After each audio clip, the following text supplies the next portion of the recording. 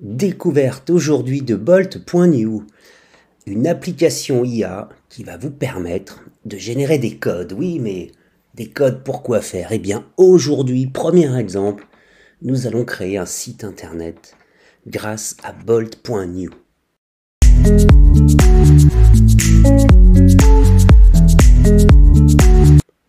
Première étape, j'ai préparé un prompt. Vous allez voir, un prompt relativement simple. Je lui demande de me créer un code qui va me permettre de créer un site internet sur l'intelligence artificielle qui va collecter les adresses email des visiteurs qui souhaitent recevoir les vidéos YouTube de ma chaîne avant tout le monde. Et on va collecter ces adresses email à partir d'un formulaire. Alors, je vous montre rapidement. Avant la vidéo, j'ai préparé ce formulaire sur Google Doc, pardon. Un titre, une première partie, un premier champ avec l'adresse email obligatoire et un deuxième champ avec un contact WhatsApp non obligatoire. Pour ceux que ça intéresse, voilà, j'aimerais créer un petit groupe privé où on peut se parler en direct tous ensemble. Voilà, c'est un projet que j'ai imaginé ce jour. Alors, on retourne sur Bolt et on va donc lui expliquer que les visiteurs pourront choisir de laisser leur adresse mail ou leur contact WhatsApp. Je dis bien que ce site sera 100% gratuit avec de belles images et des informations et comportera 3 articles de blog. Oui, je vais l'alimenter automatiquement par l'intelligence artificielle pour démarrer son contenu. Le but étant de promouvoir bien sûr ma chaîne YouTube et d'inciter les visiteurs à s'inscrire à la newsletter, à s'abonner et à liker. Bon, fais-moi une jolie présentation et intègre aussi au site internet la vidéo YouTube suivante. C'est une des vidéos qui a 48 heures sur la chaîne et qui a plutôt bien marché. Alors une fois qu'on a indiqué très clairement et précisément mais simplement ce que l'on recherche, on a une petite option. Alors la première ici, c'est pour ajouter un document éventuellement dont il pourrait s'inspirer, mais la deuxième, c'est la plus importante pour moi. C'est Enhanced Prompt. Ça veut dire améliore ce prompt. Et regardez, c'est parti. Bolt.new sans attendre, après une simple inscription, va commencer à travailler et il va donc améliorer mon prompt d'origine. Regardez, c'est un plan, c'est détaillé, tout est indiqué. Et il ne reste plus qu'une seule chose à faire, c'est lancer les opérations. Il réfléchit quelques instants et vous allez voir, ça va aller très vite. En moins d'1 minute à peu près, nous allons avoir un site internet complet qui va être utilisable pour mon projet et que je vais vous soumettre évidemment. Alors, il travaille, j'ignore tout du code informatique, j'ignore tout du métier de développeur, mais c'est assez impressionnant de voir toutes les compétences qu'il faut acquérir, qu'il faut avoir pour réaliser ce métier. C'est vrai qu'aujourd'hui, avec une application comme Bolt.new, certains s'inquiètent et je les comprends. Voilà. On va utiliser aussi alors une application que vous connaissez déjà depuis quelques jours. Je l'utilise maintenant avant ChatGPT. Je l'utilise au quotidien. Je l'ai mis en page d'accueil de mon iPhone. Et franchement, je l'aime beaucoup. Et il s'agit de l'application Grok, dans sa version Grok 3. Nous voici donc sur grok.com que vous connaissez déjà, et pendant que Bolt.new travaille au développement du code, moi je vais demander à Grok de me préparer, me rédiger un prompt. Regardez, génère un prompt détaillé me permettant de créer la miniature YouTube de la vidéo que nous sommes en train d'enregistrer au regard du texte ci-dessous, le texte ci-dessous étant le prompt que j'ai initialement confié à Bolt.new. Voilà. Donc maintenant on va faire travailler Grok. Voilà, c'est très simple et voilà, il a démarré. C'est parti.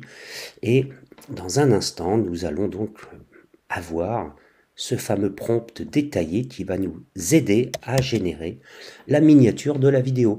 Je fais tout en direct avec vous, vous voyez. Je vais même maintenant lui demander de générer une image à partir du prompt détaillé que nous venons de récupérer. Je copie, je colle Et c'est parti, voyons voir ce que Grok va me proposer dans la génération d'images. Alors nous avons deux miniatures très intéressantes. La première avec l'appareil photo, je suis pas fan. La deuxième, bah écoutez, ça ressemble un petit peu au contenu puisqu'on prépare donc in fine un site internet qui va collecter vos adresses email puis éventuellement vos contacts WhatsApp. Donc c'est pas mal. Pourquoi c'est en anglais, je l'ignore. Je vais lui demander de les refaire en français. Recommence avec des textes en français. C'est parti. Qu'est-ce qu'il va me proposer puisque mon public est français francophone. Alors on voit qu'il se dessine une intelligence artificielle. On voit une messagerie, un WhatsApp, quelque chose de franchement très très simple au final. Je ne vais pas dire que c'est pas mal, je vais dire surtout que ça me plaît pas. Donc vous allez voir ce que je vais faire, ce que je vais imaginer.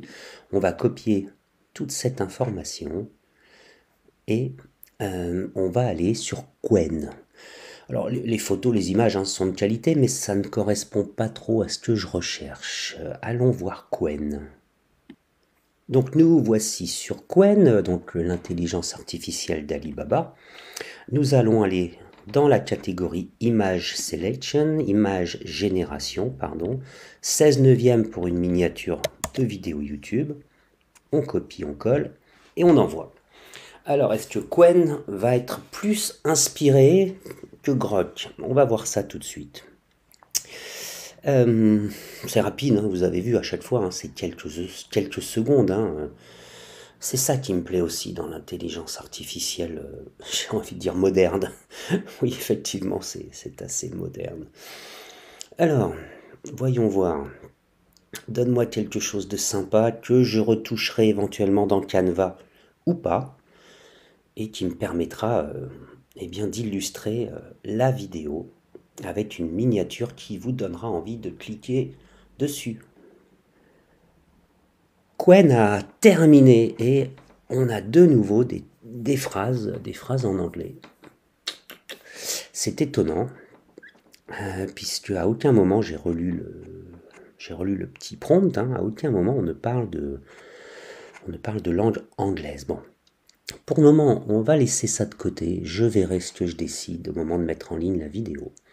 Ce qui m'intéresse, c'est de retourner chez Bolt et regardez, il a fini le boulot. Waouh! Rejoignez notre communauté. C'est assez impressionnant. Il a même créé un pop-up. Alors là, j'en reviens pas. Dans tous mes tests et essais, c'est la première fois que je vois ça. C'est vraiment magnifique. Pour mieux voir le site internet, nous allons cliquer sur Deploy. En cliquant sur Deploy, nous allons voir donc le site internet dans une version finale, si je souhaitais l'utiliser en tant que tel.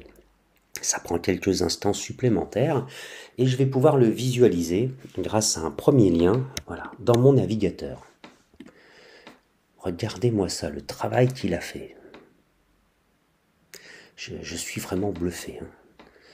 On a un joli titre, on a des couleurs qui sont vraiment sympas.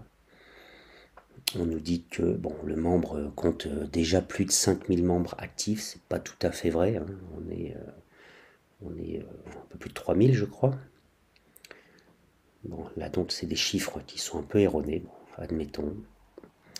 Notre mission, donc là le pop-up qui ça raffiche ponctuellement, depuis 2020, c'est pas tout à fait vrai.